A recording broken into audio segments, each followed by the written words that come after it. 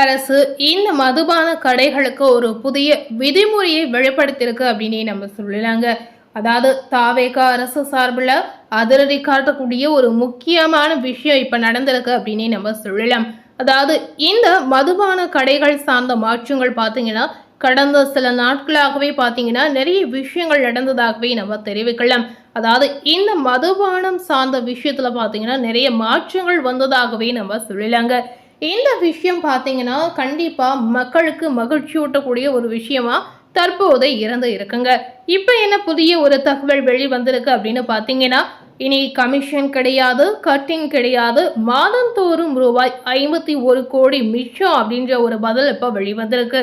டாஸ்மாகில் இனி அவர்களுடைய ஆத்தம் செல்லாது அப்படின்னு தமிழக அரசு சார்பா ஒரு முக்கியமான விஷயத்தை தெரிவித்து இருக்காங்க. ஸோ இந்த விஷயத்தை பற்றி நம்ம விரிவாக இந்த வீடியோக்குள்ள போய் நிச்சயமா பார்த்து தெரிந்து கொள்ளலாம். தமிழக அரசின் மதுபான நிறுவனம் சில்லறை விற்பனை கடைகள் மூலம் பார்த்தீங்கன்னா மதுபானங்களை விற்பனை செய்து வருவதாகவே ஒரு புதிய தகவல் தற்போது கசிந்து வருகிறது.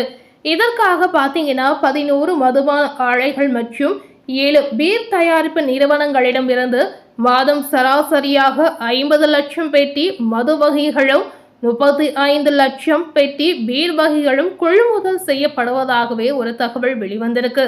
கடைகளில் எந்தெந்த பிராண்டுகளுக்கு வரவேற்பு இருக்கிறதோ அதற்கு ஏற்ப கொள்முதல் செய்யப்பட வேண்டும் என்பது விதியாக இருந்தாலும் கடந்த காலங்களில் குறிப்பிட்ட சில நிறுவனங்களுக்கு மட்டுமே சாதகமாக கொள்முதல் நடைமுறைகள் பின்பற்றி வந்தன அப்படின்னு சொல்லப்படுது.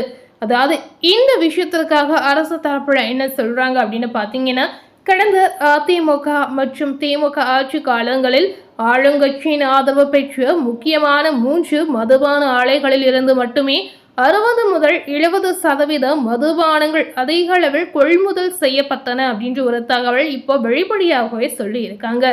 ஜெயலலிதா அவர்கள் முதல்வராக இருந்தபோது மிடாஸ் நிறுவனத்திற்கும் அதன் பின் வந்த ஆட்சிகளில் திமுக ஆதரவு நிறுவனங்களுக்கும் இந்த முன்னுரிமை வழங்கப்பட்டது அப்படின்னு சொல்லி இருக்காங்க. இதனால மது பிரியர்கள் விரும்பாத பிராண்டுகள் அதிக அளவில் திணிக்கப்பட்டு அவை விற்பனையாகாமல் பல மாதங்கள் கடைகளில் இருப்பு வைக்கக்கூடிய நிலையும் தட்டுப்பாடு நிலவக்கூடிய சூழலும் நீடித்து வந்ததாக ஒரு தகவல் வெளிவந்திருக்குங்க.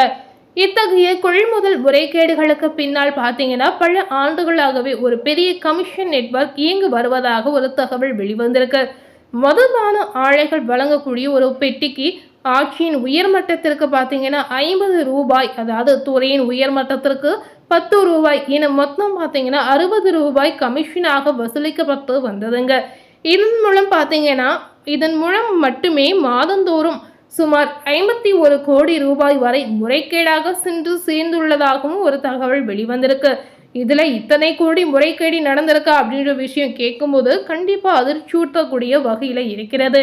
தற்போது தமிழகத்துல ஆட்சி மாற்றம் ஏற்பட்டு முதலமைச்சர் விஜய் தலைமையிலான தமிழக வெற்றி கழக அரசு பொறுப்பேற்றதை தொடர்ந்து இந்த நடைமுறைகளில் அதிரடி மாற்றங்கள் செய்யப்பட்டு வந்தன. ஸோ இந்த அதிரடி மாற்றங்கள் பார்த்தீங்கன்னா மக்களுக்கு மகிழ்ச்சியூட்டக்கூடிய ஒரு மாற்றமா நிச்சயமா இருந்ததுங்க. மதுபானங்கள் கொள்முதலில் இனி முழுமையான வெளிப்பட தன்மையை கடைபிடிக்க மதுபான நிறுவனம் அதிரடியாக முடிவு செய்திருக்கு அப்படின்ற ஒரு தகவல் வெளிவந்திருக்கு. அதன்படி பார்த்தீங்கன்னா பல ஆண்டுகளாகவே நீடித்து வந்த ஒரு பெட்டிக்கு 60 ரூபாய் வீதம் வசூலிக்கப்பட்டு வந்த கமிஷன் முறை முற்றிலும் ரத்து செய்யப்பட்டுள்ளதாகவும் ஒரு தகவல் வெளிவந்திருக்கு. இதன் மூலம் பார்த்தீங்கன்னா முந்தைய ஆட்சியாளர்களுக்கு சென்ற 51 கோடி ரூபாய் பார்த்தீங்கன்னா கட்டிங் தொகை தற்போது மிச்சமாகி உள்ளதாகவே நம்ம சொல்லலாங்க. மேலும் குறிப்பிட்ட நிறுவனங்களுக்கு மட்டும் முன்னுரிமை தராமல் பாரபட்சமின்றி கடைகளில் எந்தெந்த மது வகைகளுக்கு தேவை அதிகமாக இருக்கிறதோ அதை முறையாக கணக்கெடுத்து அதற்கு ஏற்ப மட்டுமே இனி கொள்முதல் செய்ய வேண்டும் என்று சொல்லி இருக்காங்க. ஸோ இந்த விஷயம் பார்த்தீங்கன்னா அதிகாரிகள் நடவடிக்கை மேற்கொண்டு வரக்கூடிய ஒரு முக்கியமான விஷயமாகவே பார்க்கப்படுகிறது. ஸோ மது பிரியர்களுக்கு இது கண்டிப்பாக ஒரு மகிழ்ச்சியான செய்தின்னு கூட நம்ம சொல்லலாங்க.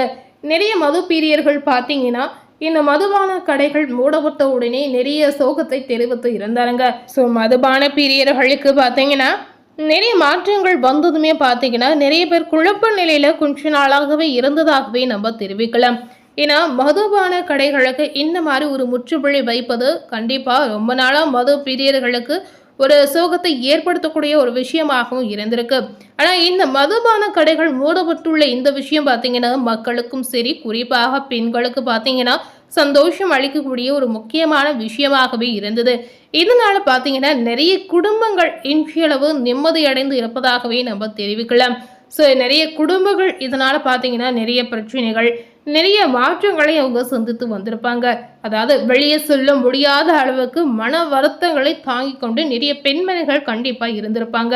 ஸோ அப்படி இருக்கக்கூடிய குடும்பங்களுக்கு இந்த மாதிரி விஷயங்கள் பார்த்தீங்கன்னா மேலும் ஒரு மகிழ்ச்சி ஊட்டக்கூடிய விஷயமாகவே நம்ம பார்க்கலாம். ஸோ மீதி இருக்கக்கூடிய மதுபான கடைகளுக்கும் கூடிய சீக்கிரமே முற்றுப்புள்ளி வைத்தா இன்னும் நல்லா இருக்கும் அப்படின்னு கூட நம்ம தெரிவிக்கலாங்க.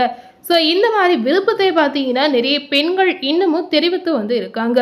அதாவது மீதமுள்ள மது கடைகளுக்கும் ஒரு தீர்வு கிடைக்கணும், ஒரு முடிவு கிடைக்கணும் அப்படின்னு நிறைய பெண்கள் எதிர்பார்க்கக்கூடிய ஒரு விஷயமாகவே பார்க்கலாம்.